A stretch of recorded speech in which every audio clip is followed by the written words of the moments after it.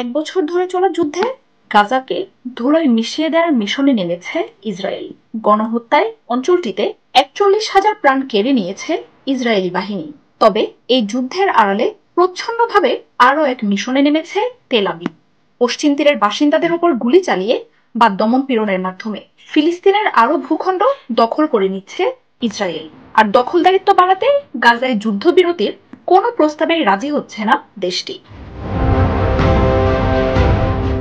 সম্প্রতি বিবিসির এক প্রতিবেদনে উঠে এসেছে এমন তথ্য, যাতে বলা হয় যুদ্ধের ভয়াবহতায় চাপা পড়ে যাচ্ছে ফিলিস্তিনিদের উৎখাত করে ভূমি দখলের খবরগুলো। কয়েক শতাব্দী ধরে পশ্চিম তীরের বাতির গ্রামে বসবাস করে আসছেন সাধারণ ফিলিস্তিনিরা। জলপাই গাছ আর আঙুর বাগান শোভিত অঞ্চলটি ইউনেস্কোর বিশ্ব ঐতিহ্যের অংশ। তবে সাম্প্রতিক সময়ে ইসরায়েলি দখলদারদের নতুন লক্ষ্যে পরিণত হয়েছে অঞ্চলটি। বাতিরে ইহুদিদের জন্য নতুন বসতি স্থাপনের অনুমোদন দিয়েছে ইসরায়েল। জোরপূর্বক ব্যক্তিগত সম্পত্তি বাজেয়াপ্ত করা হচ্ছে গ্রামটিতে। ইসরায়েলি সেনাদের জন্য স্থাপন করা হয়েছে আউটপোস্ট। ১৯৬৭ সালে মধ্যপ্রাচ্য যুদ্ধের পর দখল হওয়া পশ্চিম তীরে ৫ দশকে ১৮টি গ্রাম থেকে ফিলিস্তিনিদের বিতাড়িত করেছে ইসরায়েল। জাতিসংঘের তথ্য মতে গাজায় যুদ্ধ চললেও পশ্চিম তীরেও ফিলিস্তিনিদের হত্যা থেকে থেমে নেই তেল আবিব। গেল বছরের অক্টোবর থেকে চলতি বছরের আগস্ট পর্যন্ত অঞ্চলটিতে হত্যা করা হয়েছে ৫৭০ জন ফিলিস্তিনিকে, যার মধ্যে ইসরায়েলি দখলদারেরা হত্যা করেছে অন্তত ১১ ফিলিস্তিনিকে, যদিও এসব হত্যাকাণ্ডের কোনো বিচার করেনি ইসরায়েল। পশ্চিম তীরে অবৈধভাবে নতুন করে ইহুদি বসতি স্থাপনের এমন ঘটনায় উদ্বেগ জানিয়েছে ইউনেস্কো। আন্তর্জাতিক আইনের লঙ্ঘন হলেও যুক্তরাষ্ট্র, যুক্তরাজ্যের মতো দেশগুলোর আশীর্বাদে আন্তর্জাতিক সম্প্রদায়ের এমন উদ্বেগকে কখনোই পাত্তা দেয় না ইসরায়েল, বরং ফিলিস্তিনি ভূখণ্ডকে নিজেদের অংশ বলেই উল্লেখ করে তারা।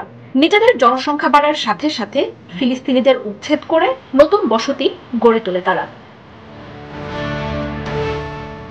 নির্বিচারে ফিলিস্তিনিদের ভূমি দখল নিয়ে মন্ত্রীদের সতর্ক করেছে ইসরায়েলের অভ্যন্তরীণ ইন্টেলিজেন্স প্রধান রোনেন বার। ইসরায়েলি গণমাধ্যমে ফাঁস হওয়া এক নথিতে ইহুদি উগ্রবাদীরা সন্ত্রাসবাদী কার্যক্রমের মাধ্যমে ফিলিস্তিনিদের অবর্ণনীয় ক্ষতি করছে বলে উল্লেখ করা হয়েছে। এদিকে ইসরায়েল সরকারের উগ্রপন্থীরা বলছেন, এই ভূমি দখলের ফলে কোনোদিনও আলাদা স্বাধীন রাষ্ট্র গড়ে তোলার স্বপ্ন পূরণ করতে পারবে না ফিলিস্তিন। আর এই উদ্দেশ্য পূরণে গাজায় চলমান যুদ্ধ দীর্ঘায়িত করবে ইসরায়েল। আর এ কারণেই গাজায় যুদ্ধবিরতির কোনো প্রস্তাবেই ইসরায়েল সম্মত হচ্ছে না বলে মনে করছেন বিশেষজ্ঞরা।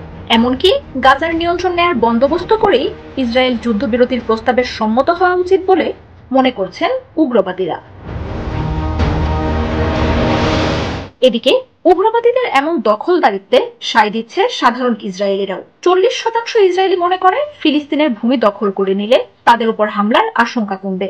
ডানপন্থী নেতানিয়াহু সরকারের প্রশ্রয়ে ফিলিস্তিনে নিজেদের আগ্রাসন দ্রুত বাড়াচ্ছে দখলদাররা। এমনকি পাকাপাকিভাবে এসব এলাকা নিজেদের নামে করে নিচ্ছে তারা। আর এদের সমর্থনও দিচ্ছে নেতানিয়াহুর নেতৃত্বাধীন উগ্র ডানপন্থী সরকার। ইসরায়েলের নিরাপত্তা মন্ত্রী বেনজিভির রয়েছেন দখলদারদের এই কাজকে আরো উৎসাহিত করতে। নতুন করে ৫টি এলাকায় বসতি স্থাপনের পরিকল্পনা ঘোষণা করেছে ইসরায়েল, যার মধ্যে বাতির অঞ্চলে রেকর্ড ২৩ বর্গ কিলোমিটার এলাকা নিজেদের দখলে নেয়ার ঘোষণা দিয়েছে তারা। এমনকি হেব্রনের উত্তরে আল কানাউবে ফিলিস্তিনিদের উচ্ছেদ করে ইসরায়েলি অবকাঠামো ও রাস্তাঘাট নির্মাণের ছবি উঠে এসেছে স্যাটেলাইট ইমেজে।